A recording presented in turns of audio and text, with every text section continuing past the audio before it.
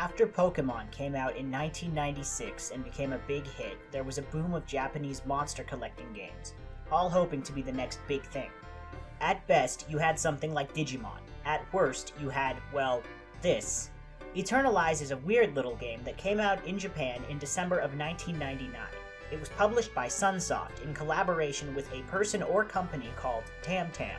Then, Crave Entertainment spent almost a whole year localizing it and released it to America in November of 2000. Despite this, the translation is extremely clunky, and sometimes characters speak perfect English, and other times you have no idea what they're talking about. Many item and spell descriptions are also switched around, leaving the player to use trial and error to discover which things work and which don't.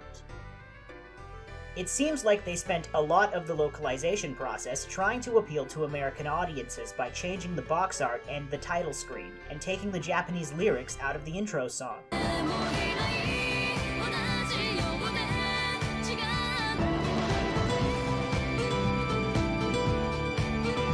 The Japanese cover shows the main character Luke and his sister Elena. In America, we got this. Now, to the game's credit, it does contain red eyes, at least one sword, and a castle, but this art doesn't really indicate what the game is about. So, you put this disc in your PS1, and then you get this anime intro.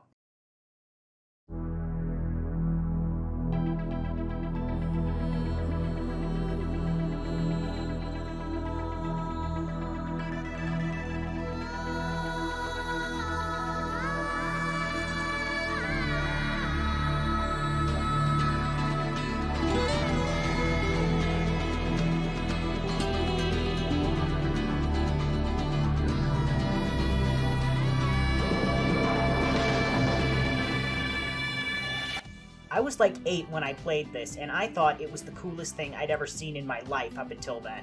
The intro does a great job of hyping up the game and foreshadowing the events of the story.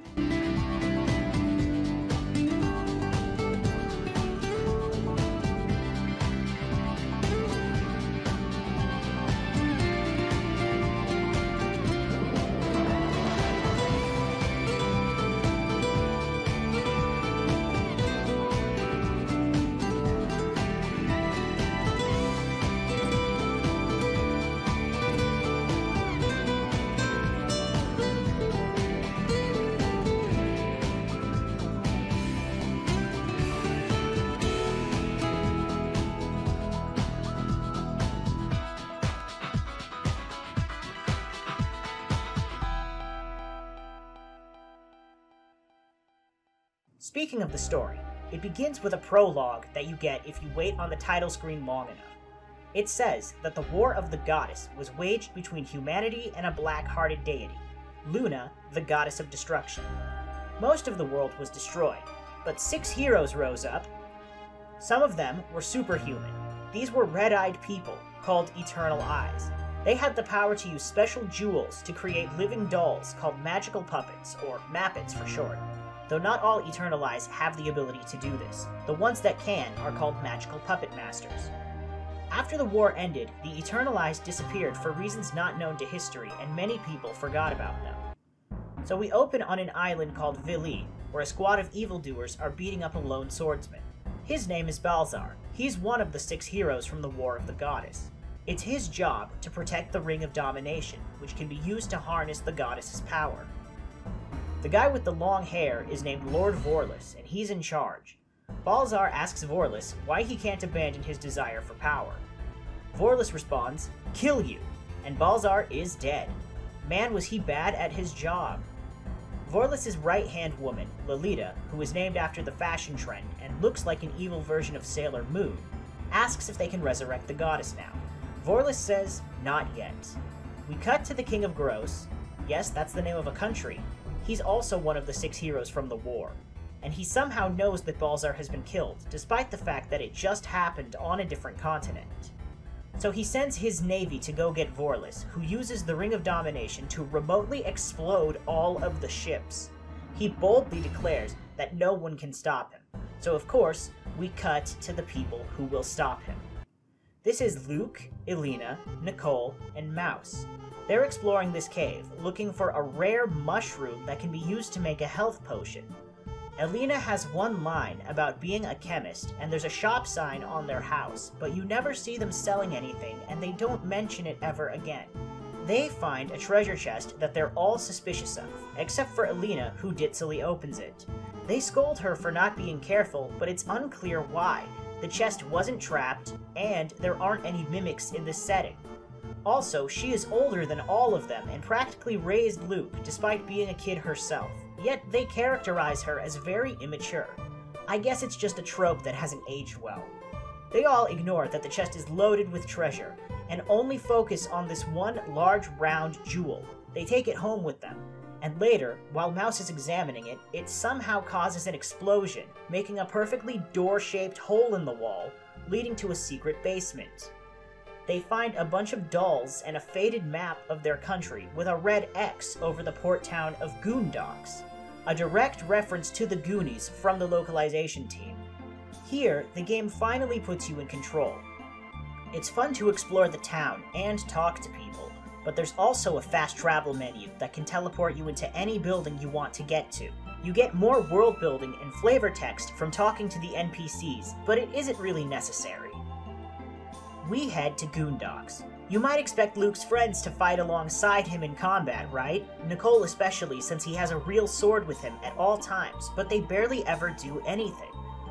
The map leads them all to this creepy abandoned house, where Elena speculates that the place looks haunted, and everyone goes on in ahead of Luke, leaving him to continue onward alone.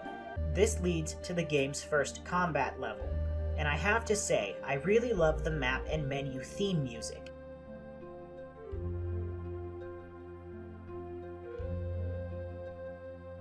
It's very pretty. This was the first strategic RPG I ever played, so it took a lot of tries to figure out that I had to select my characters to get them to attack. Here, we fight two Muskew, the mascot monster from the loading screen, and also this living pudding monster called Adolos. Combat is slow. Luke does get a variety of weapons to attack with. If you forget to equip him with anything, he'll be barehanded. There's no good reason to do this. Swords let him attack one tile away from him, and spears reach 2 tiles away. Neither can go diagonally. Bows will let you attack far away for reduced damage, but you can't attack enemies that are nearby. Every time you kill a monster, you get a treasure chest. Also, every monster you see can be created as a Mappet. Luke clears out the level and catches up with the others to discover an Imperial-class battleship in the cavern under the house. They go on board the ship hoping to find treasure, and instead, in the ship's cabin, they discover 2 skeletons in wedding clothes, along with a number of artifacts on the table. Most notably, another large round jewel, and a letter. It's water damaged and faded, but they're able to read most of it. To my dearest children, Elena and Luke. Elena says it's their dad's handwriting, and Luke wonders if these skeletons are their parents. They all go home and let Mouse decipher the faded parts of the letter. Meanwhile, the villains are doing stuff. Lolita says that she spread little seeds of nightmare throughout the world, and that the negative emotions people will feel as a result will make the goddess of destruction stronger. So Luna is like the pink goo from Ghostbusters 2? Vorlis says the goddess has warned him that a fire has been kindled in Gross that may harm them. Back at Luke and Elena's house, Mouse was able to translate the letter. It says that evil is trying to revive itself, and Luke and Elena are destined to stand against it. It also contained instructions on how to create Mappets. You throw the jewels at blank dolls, and then they become monsters. From then on, you give them additional jewels to make them stronger. Nicole throws the jewel, and nothing happens, but Luke does, and it works. He picks up the other jewel and does the same, and now we have 2 puppets. We've seen Muskew, but the hovering sheep is new. This is Poan. You always get these 2 at the start. There's 6 jewel colors: red, blue, yellow, green, pink, and white. And the subtypes are Holy, Beast, Wisdom, and Power. For example, Muskew is the pink Holy starter, and Poan is the red Power starter. The letter said to find the Ring of Domination. which the bad guys already have, but for whatever reason, Mouse thinks the Lost Forest might be a good place to check out. Nicole says he's fed up with the treasure hunt, and Luke can go on ahead without him since he has new magic puppets to go with. Mouse calls Nicole out for having a bad attitude, and Nicole says something that haunts me to this day. "You suit her with your strange powers, not me." What does this mean? I've never been able to figure it out. If you think you know, tell me. Nicole storms out, and Mouse decides to stay behind to keep an eye on him. It seems like he's definitely jealous that Luke gets powers and he doesn't, but maybe this also has something to do with those seeds of nightmare Lolita mentioned earlier? It's unclear. Luke and Alina need permission from the mayor to enter the Lost Forest. So they go get it. The mayor says he can't let two kids go into the woods because it's filled with monsters, and so Alina lies and says that Luke is way better at using a sword than he actually is. The mayor believes her, so the mayor gives only Luke permission to enter the woods. The Lost Forest is the first real level. It has catchy music, and lets you get used to using your Muppets to fight.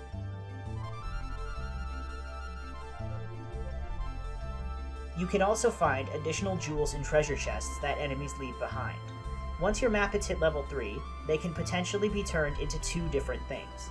Then when they hit level 8, they can be turned into 2 more different things, and so on. Each time you evolve them, you need to give them jewels in patterns that get more specific the stronger they get. And after that, they'll be able to learn magic. You slowly fight your way through the Lost Forest, and you get to the first boss fight. It's this big, angry green chicken, with music that seems way too intense for the character design.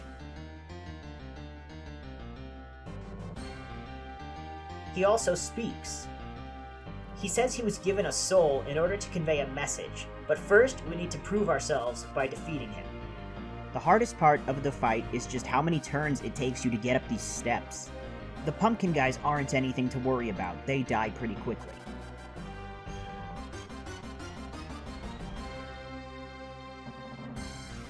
We make our way over to him and whittle down his health until we win. The chicken says that he can finally deliver his message. He tells Luke about the Eternal Eyes, and that they had the power to give life to things without souls. At first, the world prospered, and this power gained the Eternal Eyes respect. One day, a king from a faraway land summoned Luna, the goddess of destruction, so that his power could equal that of the puppet masters, but he couldn't control Luna, and the first thing she destroyed was the king and his kingdom, reducing it to nothing but a tiny island called Vili. Luna destroyed everything in her path, but the Eternal Eyes and regular humans all fought back and were eventually able to seal Luna away on the Isle of Vili, where she was first summoned from. However, this wasn't a happily ever after. In the aftermath of the war, non-magical humans began to fear the Red-Eyed People, who were even powerful enough to defeat a god. The Eternal Eyes became outcasts from society, being hunted, persecuted, and even killed. Eventually, they all vanished until Luke showed up. The chicken tells Luke that he's one of the Red-Eyed People, and this is why the jewels work for him. Alina is as well, but she doesn't have the ability to be a puppet master. The chicken's soul begins to fade, and he struggles to put the rest of his words together, but it seems like he's asking Luke if he wants to save the same people who destroyed his, and used his parents. That part will make sense later. Luke says he doesn't know anything about the past, but if he can save the world, he isn't going to just sit around and do nothing. So the bird's last words are to head to a place called Vulado, where we can speak to another talking Muppet. And he turns into a blank doll, which we take with us. Kind of morbid. Luke goes home and tells Alina everything. She says their parents being magic explains a lot, and that they should head to Vulado right away. This takes us to level 3, the Hall of Dolls. Part spooky mansion, part mausoleum. We head inside and meet a puppet named Butler. He's a fun little guy. It's his job to make sure only puppet masters are allowed into the upper levels of the building. So Luke leaves Alina at the entrance and goes on ahead by himself. This is my favorite level, between the music and the type of monsters that show up.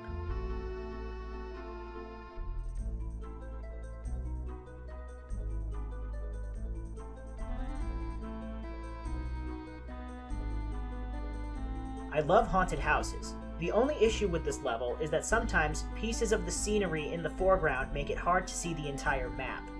Eventually, we get to the boss of this level, a purple hairball called a War Spirit. He greets us and tells us to prove ourselves, so we beat him down. He catches on fire and says he's impressed and explains that puppets get stronger each time they're given a jewel, and the hardest part is knowing which kind to use. He gives us the Stone of Darkness, which will let us revert our Mappets to doll form so we can make new ones if we want to. He tells us not to be used by others, and only to use our powers for what we believe is right, and fades away, leaving us with his doll. Luke and Alina head home, and when they get back, Mouse is shocked they were able to get back into town. He says something awful has happened at the castle, and the whole town is on lockdown. Nicole comes in and says there was a rebellion in the castle, and that Commander Vorlis is the ringleader. He also found a dead guard with a letter addressed to Luke in his hands, complete with the royal seal. It's an invitation to meet at the palace from the princess, but she probably didn't mean during an active insurrection. Luke decides to go anyway, and leaves Nicole to watch Alina. It sure is nice of the weather to get all dark and rainy to match the vibe of the scene. At the main gate, we see two identical guards are having a dispute. It seems like the ones in dark clothing might be possessed. Luke is able to head into the castle amidst the confusion. There are monsters in the castle, and human enemies on the first floor. Once you beat this level, you won't be able to replay it, and you can't purchase any items in Gross right now because everyone is hiding and everything is closed. If you really need to shop, you can go to Goondocks because everything there is still normal. The rest of the castle is pretty unremarkable except for these pumpkin guys. They're pretty cool.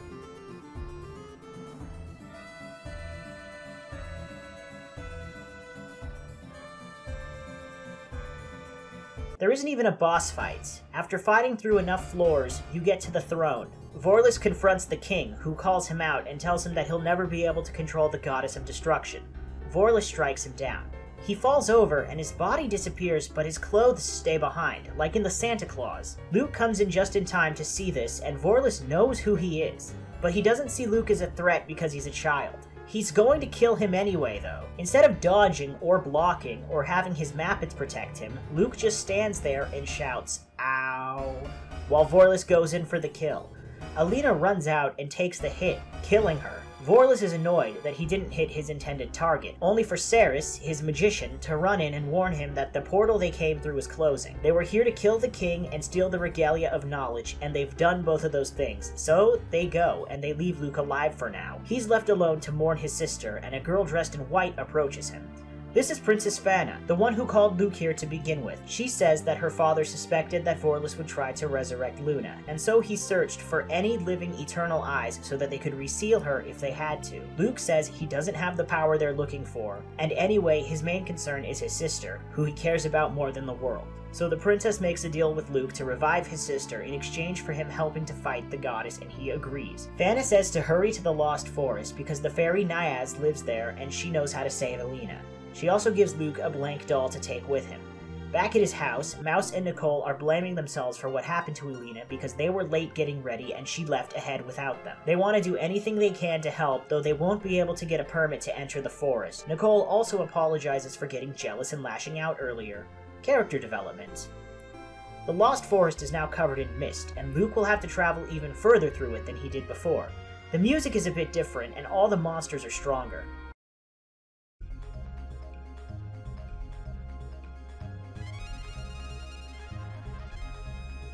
I ended up evolving one of my monsters to its final form, so I was able to unlock the strongest magic in the game. It targets the entire map and has a pre-rendered cutscene. In this case, a giant skull eats the map and explodes. This kills almost everything. The other Mappets take care of the rest. We arrive at a clearing near a lake. Niaz, the fairy, thanks us for taking care of those pests. Luke says he's come to ask for a favor, and Niaz says that he's polite and reminds her of Neil and Rufia, his parents. Luke asks how she knew them, and Niaz says she fought with them in the War of the Goddess, making her one of the 6 heroes. She says Luke can ask her anything, and he explains everything that's happened up until now. Niaz is surprised that the king was defeated. She also says that saving Alina won't be easy, that we need the Rod of Life to revive her, and also angel blood.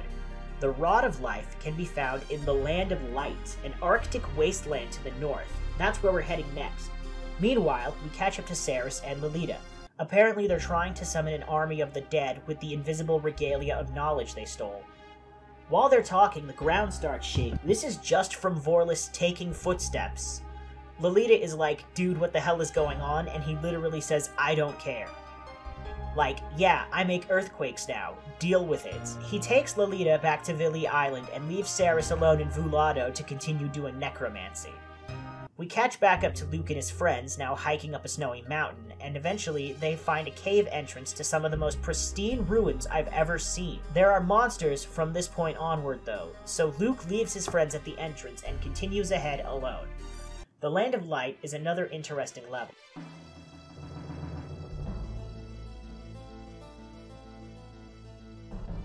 The music is a bit repetitive, and some of the maps seem larger than they need to be, but at this point, if you've been evolving your map, you should have access to ultimate spells that will make things a lot easier.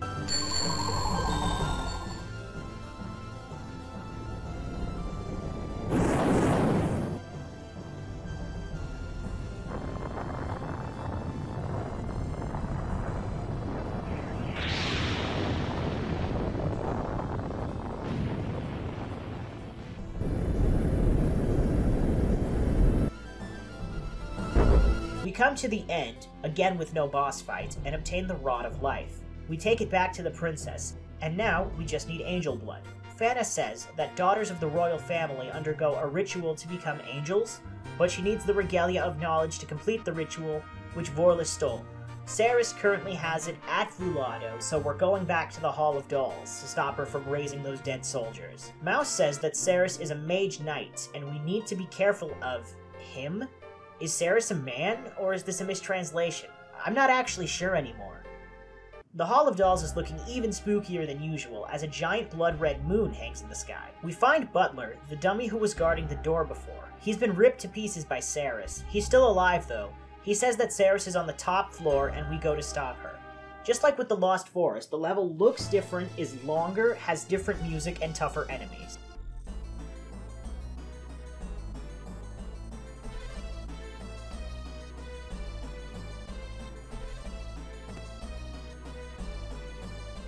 We climb all the way up through areas we haven't seen before until we reach the top, where Ceres says that we must be the fire that Lord Vorlis was talking about, and that her rite of necromancy won't be disturbed. So we disturb it.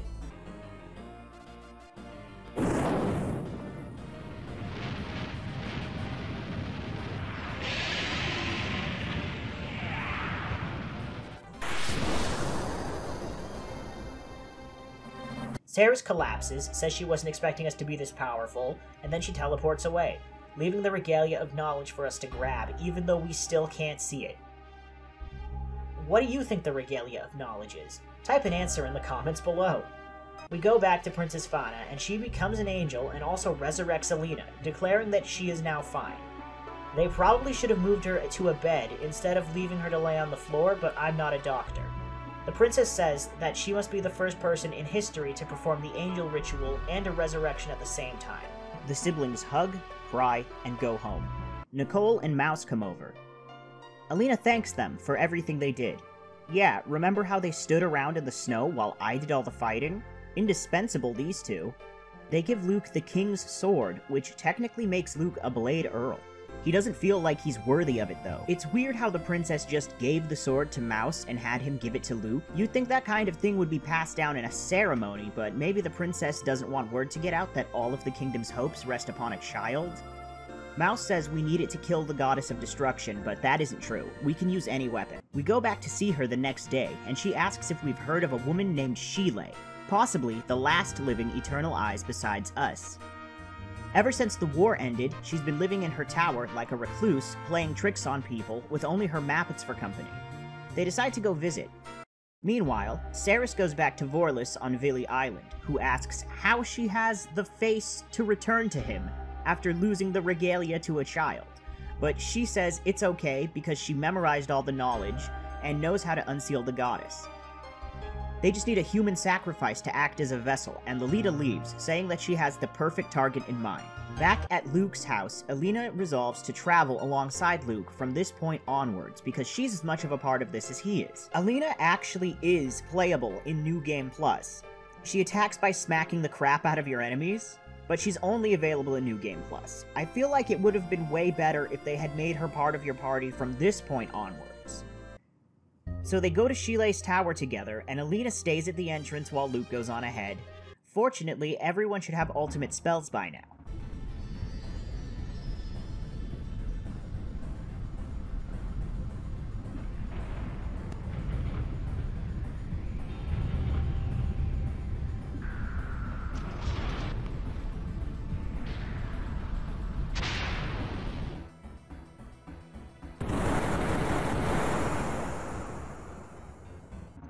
tower starts off looking normal, with very intense music. This is another dungeon, like Gross Castle, that can't be replayed once you clear it. Speaking of Gross Castle, this floor looks exactly like it. That's weird. The next floor looks normal. And the one after that is the Hall of Dolls? Maybe this is what the princess meant when she said Shile played tricks. Another normal floor with these weird Dogu monsters. And then we're in the Lost Forest. Luke finally puts it together that this tower is like a parallel dimension that Shile controls to prevent people from being able to reach her. After this realization, it seems like Shile decides that we've passed whatever test we were being given, and Luke and Alina are allowed to step into a column of light that takes them up to where Shile really lives. This awesome castle in the sky. This strong dude introduces himself as Toby, and says he's one of Shile's Mappets. Alina calls him strange looking, to his face, which offends him. Just because the guy looks like a thumb, that doesn't mean you should point it out, Alina. Luke apologizes, and Toby takes them to see Shile. She identifies them as Neil and Rufia's children. Luke asks her to help them prevent the goddess from being resurrected, but she says that after the war she vowed never to be involved with human affairs ever again. Alina tries to appeal to her, saying that the world will end if Luna is summoned, and Shile says that as long as the person who summons her can control her, then the world won't end, it'll just change. But then she concedes that no human would be able to control the goddess. Shile decides to tell Luke and Elena about their parents. She says that she was there when Mappets were first created, and she also watched as the Eternal Eyes were persecuted after the war ended. When the war first broke out, she had no intention of fighting, but she joined to protect her friends, Neil, Rufia, Balzar, Niaz, and the King of Gross, who doesn't have a real name, I'm just now realizing, he's just the king, making all 6 of them the heroes from the prologue. They were able to defeat Luna together, but Neil, Luke's father, says that Luna got too powerful from consuming millions of souls, and that she'll need to be sealed away and watched over for several hundred years, while her power slowly dissipates. He says there's a forbidden magic that can transfer a live soul into a puppet, and he volunteers to give up his life to keep Luna sealed away forever. Rufia says that she'll have to join him because it only works when 2 Eternal Eyes do it.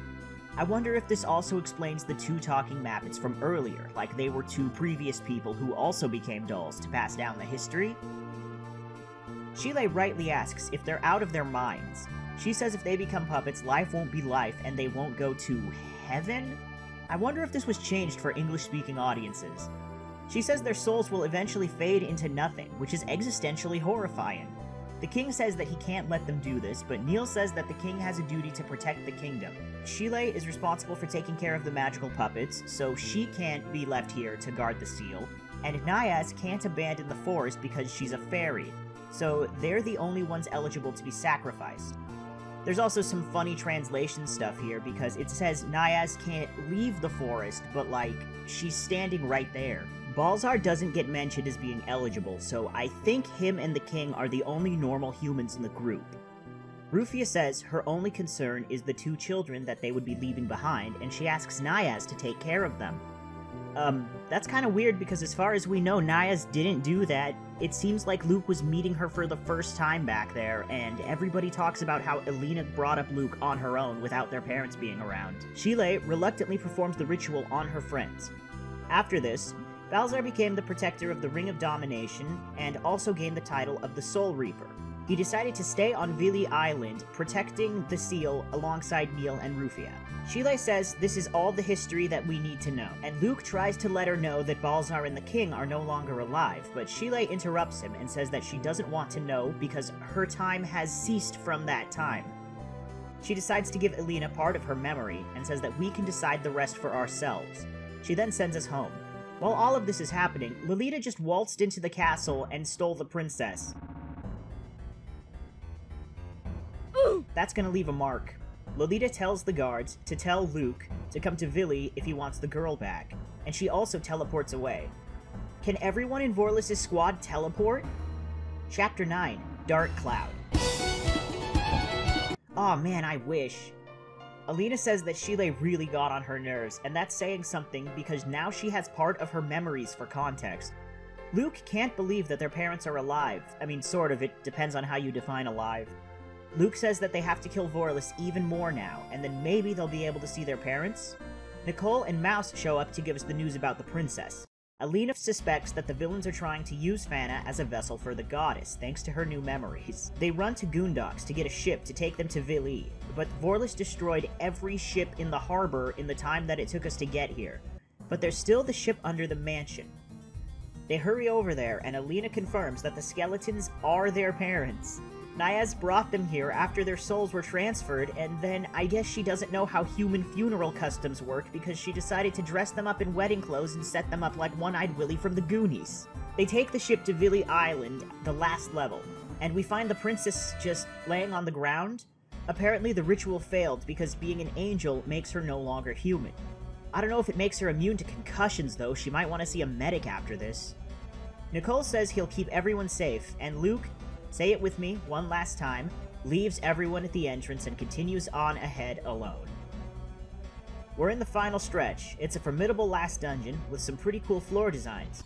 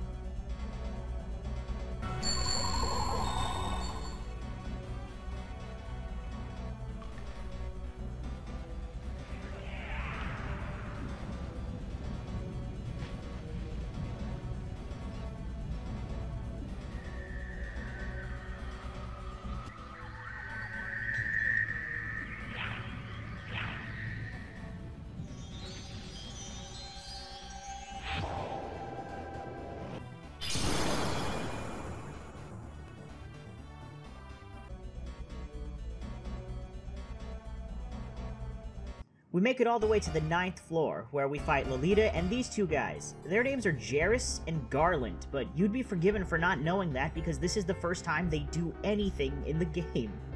We need to beat Lolita first, otherwise she heals them, making all of your damage irrelevant. And I think we actually killed them for real. This game got pretty dark, huh? This is only the first boss. Next up, we fight this demon, who is actually Ceres. She gave up her human form to gain more power. She said she'll stop us with her ultimate death magic, which is funny, because she doesn't actually know any of the ultimate spells. I lost one of my Mappets during this fight and had to make an emergency substitute. It forgets all its spells, but keeps its name and level. We beat up Ceres and she reverts back to human form, probably because they didn't want to make a sprite of the demon looking all beat up. Luke asks what the point of all the fighting is when the ritual to summon the goddess failed, and Ceres says that it's not over yet, and then she also dies. Next up, we fight the man himself, Lord Vorlis. Luke asks Vorlis if the ritual failed, and he says he doesn't have to explain anything to someone who is about to die.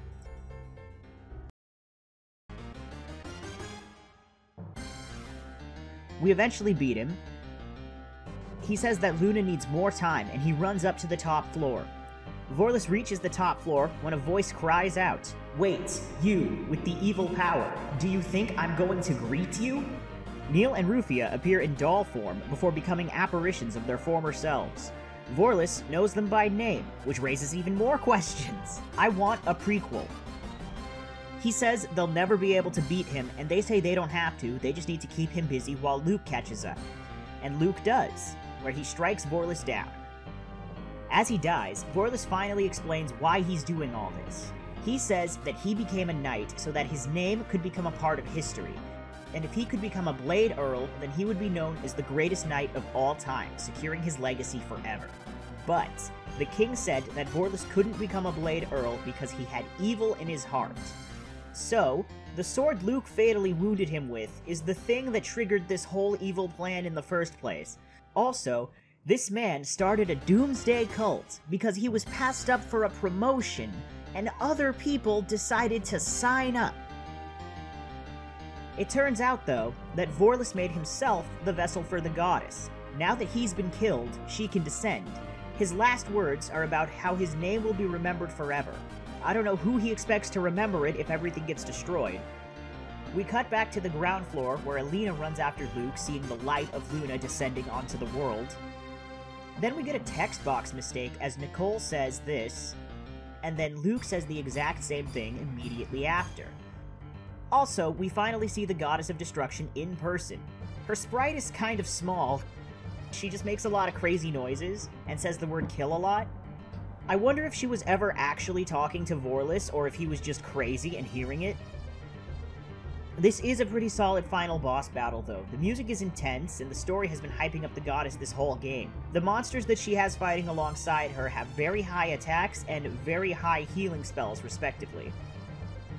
It's pretty crazy to think how a tween is single-handedly defeating the same deity that 4 adults and 2 immortal magical beings couldn't fully destroy, but when I played this as a kid, I thought it was pretty empowering that Luke was able to do all that.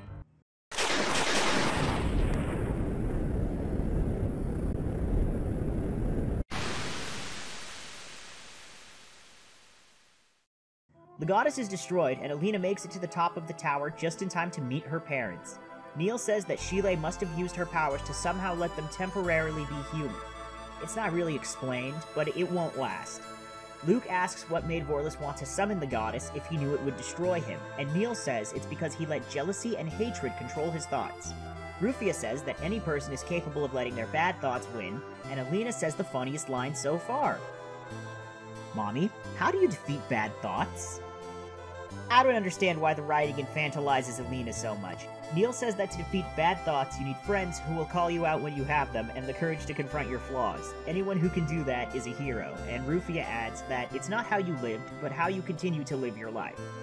Neil says that they're running out of time, and Rufia adds to always seek the truth throughout your lives, and that they'll always be with them in their hearts, and to live happily. And disappear. Probably forever. Luke and Alina meet back up with their friends, and remembering their parents' words, they resolve to return home laughing.